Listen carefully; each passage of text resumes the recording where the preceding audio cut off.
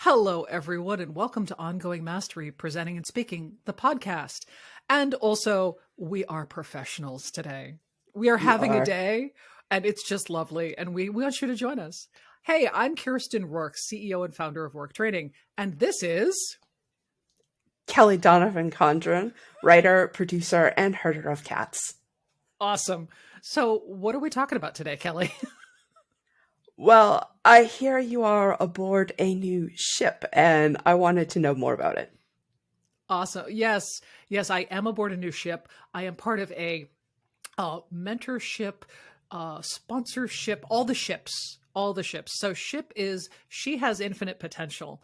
And it is a lovely, lovely group of 8 women, so 9 total with me, that I met through Innovation Women, which is a Mm-hmm. visibility speaker bureau that you and I are both part of. And Yep. for the listeners and the watchers, it's a group that really focuses on trying to get more women on more stages and just supporting speakers of all kinds. So there's men and there's women in there, but the goal is to kind of increase the visibility. And then SHIP is specifically trying to target our areas. So we've formed panels where we can go at conferences and do group panels based on our combined interests. And we're doing the Women in Tech Global Conference. We got in, go us. That's so great. That's so great. And we've been doing lives on LinkedIn and are Yep. combining our expertise. It's awesome because we have a really diverse group and everybody's really committed to kind of helping and being useful and being helpful and not, it doesn't have that icky sort of salesy pitch feel that sometimes these things do. No. So it's really, really nice. So what do you It's think? It's definitely service oriented. It is very much service oriented. So you actually have watched a few of ours, including the one that didn't quite work and then restarted. So what is your experience of SHIP? So I've listened to 2 different weekly webinars, and I like that they're not always on the same day and time, but there's a pattern. So one of the days is shortly before my class, so I can't always get to it because I have students in my office or I'm still prepping for the class that's about to start. But I know it's there. But I don't miss all of them because there's the every other week timing. So I appreciate that about the scheduling. And I think that's a great way to try to include as many people as possible. And I like that the topics are universal in terms of their importance to the audience they want to serve, but small enough to handle in a 20, 30-minute chunk, right? That this isn't a 90-minute commitment all the time to solve all of women in tech's problems every week, right? All the things. I appreciate that they are I appreciate that they're positioned as a series of conversations that are going to be ongoing on a set of core topics that will continue to be interesting and crop up in new ways for people, or here's a different take from a different field. I know Malia, for example, is an engineer, so she's going to have a little bit of a different take on something than Kristen, who's a ghostwriter, copywriter person, to you, who comes from learning and development. Yeah. So I like that diversity of people coming to the core set of topics in short, manageable chunks on a regular schedule. Cool. Yeah. The thing I like most, I like 2 things most about it. One is Malia is sort of our captain of our ship, and she's the leader and has been kind of doing the intros and all that. And she's got this wonderful energy. And it's really lovely to be in a webinar where it's like, hi, everyone, I'm Malia. Dun, dun, dun, and she's like right there. And you're like, okay, I can have a nice, energizing 15, 20 minutes. Cool. And so I like that because for what we do, we spend a lot of time with our clients trying to help them get that energy and broadcast that because it's a hard technique to learn. And so it's really lovely to see it done well. The other thing that I like is that I got a feedback conversation with a friend of mine who's an expert in learning and development named Joe Ganchi. And he's been attending and said, well, I just wanted to send you a note. I know, I'm not a woman, but I found this really valuable. And I'm like, you don't have to be a woman to watch or listen. It's all good. And he said that he really found the talks useful. And especially we were talking a Wow. little bit about imposter syndrome. Yes. And we had a lovely conversation because he and I talked about our shared, like everybody, I don't know anybody that hasn't suffered from imposter syndrome, like doesn't have that in the back of their head. But I was really surprised. You don't have imposter I'm syndrome. guilty. No, I'm guilty. I was raising my hand. I'm guilty. You're guilty. Okay. I was going to say, I'm like, really? Because you know me well enough. You know I have imposter syndrome. I've seen you feel. No, I think everybody does. And I'm going to mute my mic for a quick second.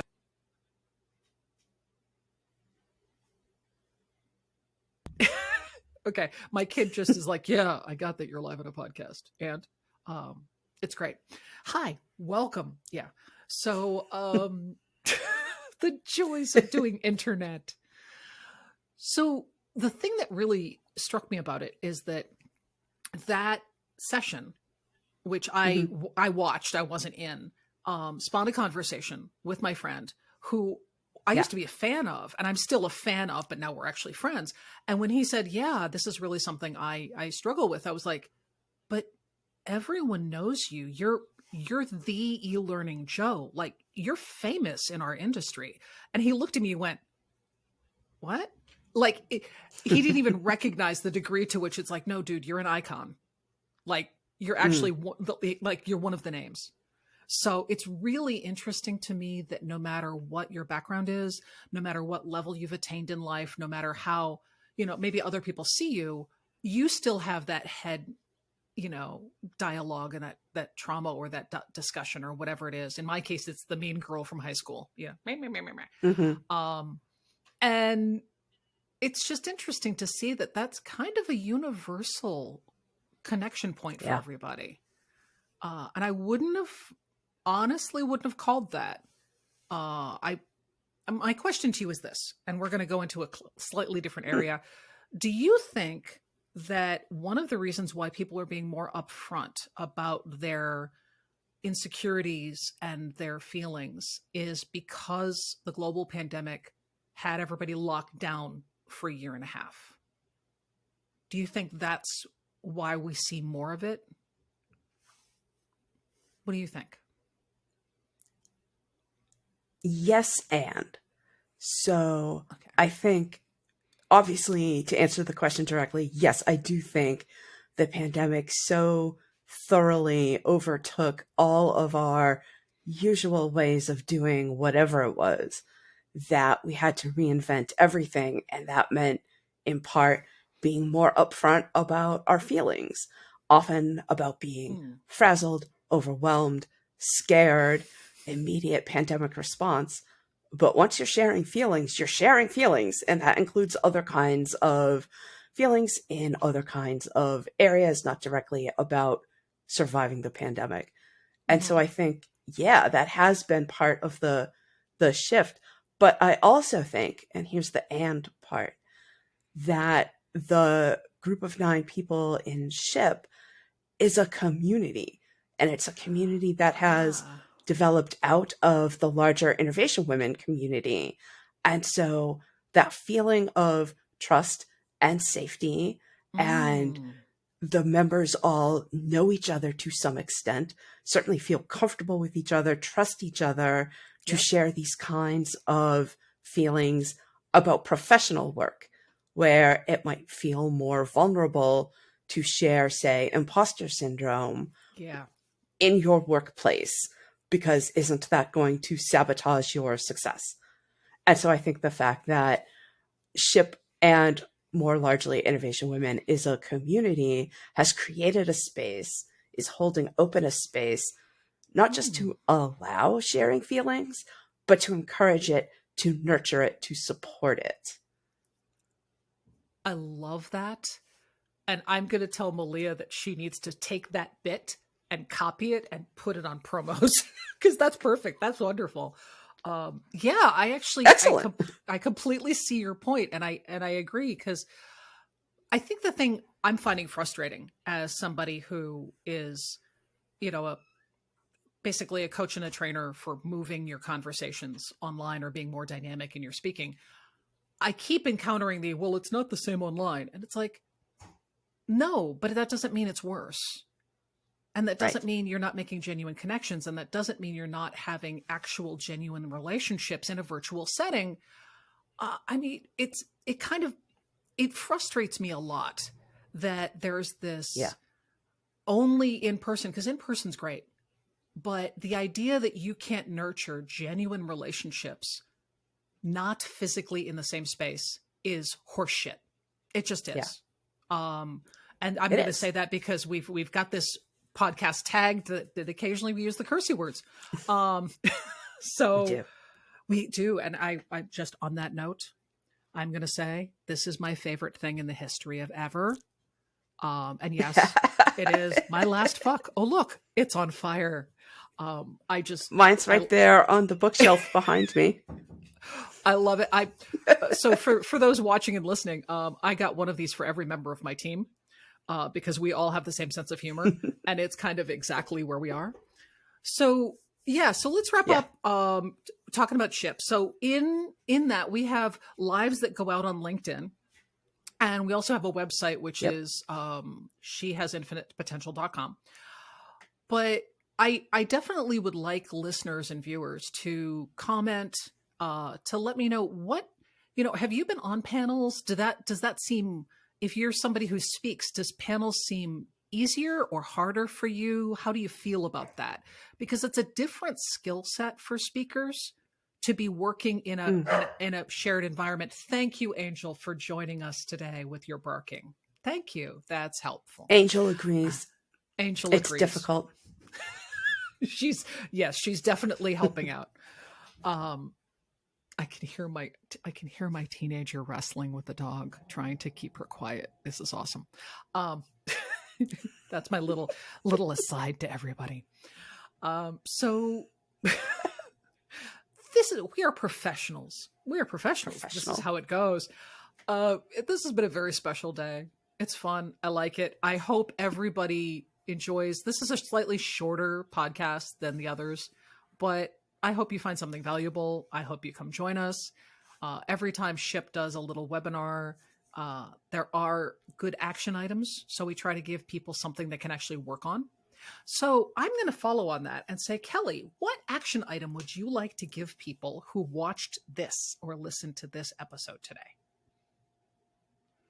Oh, people who watched or listened to this episode today, I think on the theme of we're professionals, we're joking that we had some tech issues before we get started, which ultimately was because my headphones didn't have a battery.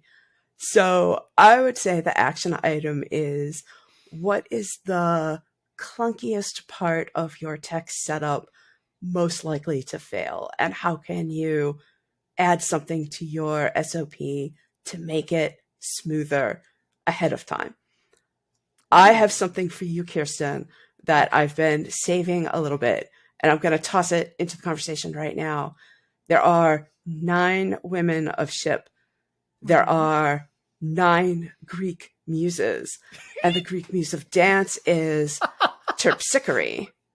So my action item for S.H.I.P is everybody else on the ship needs to identify their particular muse. And I don't know who to assign to which, so I'm not going to start that. But you get the easy one because of your dance background. Yep. And for those who are listening and watching who know what the SCA is, which is a hobby group that Kellie is very active in and I used to be, I do also have an award called a terpsichore, which is... Oh, I didn't know you had that. Yes, I have a terp. So I'm cracking up. I'm like, yes, That's I have fantastic. one of those.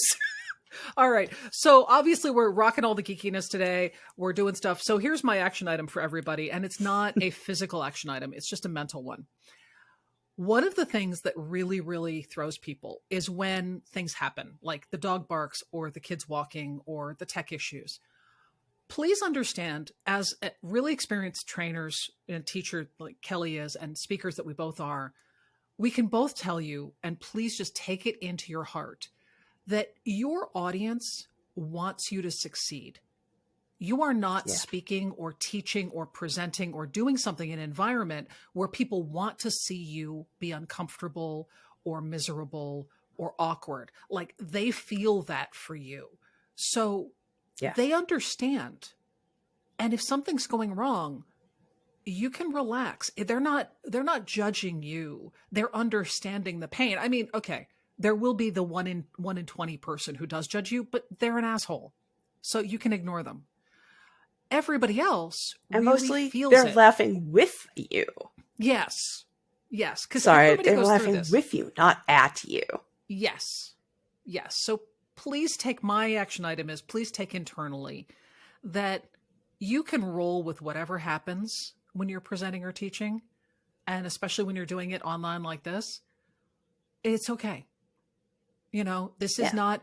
I will take an old quote from my former e-learning life. This isn't surgery. Nobody's dying. Nobody's on fire. Nobody's hurt. It's okay. Like, seriously, this is not a crisis. So just take that and kind of write that on a sticky note for yourself, please. And leave us comments. Come see us on LinkedIn. We are in LinkedIn in the Ongoing Mastery Presenting and Speaking group. And please follow Kellie and I on LinkedIn and come chat with us. We are on all the socials. Well, except TikTok. All of them. And if you want us on TikTok, you're going to have to give us some ideas. I'm kidding. We're not going to be on TikTok. So, all right. I will. Yeah. I just realized my social media manager is going to kill me for that. So nope. Sorry. I'm kidding. Sorry, dude. Herding cats. Herding cats. All right. Thank you, everyone. We've had a very special day. I hope you enjoyed this and that this gave you some chuckles. And we will see you next time. Bye. Cheers.